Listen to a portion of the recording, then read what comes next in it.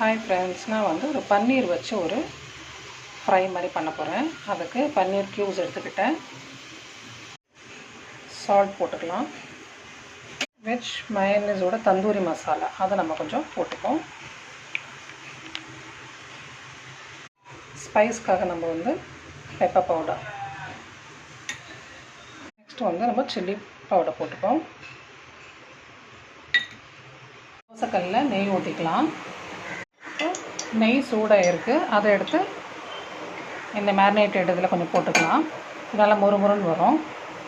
தோசைக்கல்லில் பன்னீரெல்லாம் ஃபுல்லாக நம்ம அடுக்கி வச்சிட்டோம். அடுப்பு கம்மி பண்ணி வச்சுட்டு இடுக்கி வச்சு இந்த மாதிரி கொஞ்சம் அப்படி ரொட்டேட் பண்ணிக்கலாம். பன்னீர் ஃப்ரை ரெடி ஆகிடுச்சு. இந்த தந்தூரியோட சாஸ்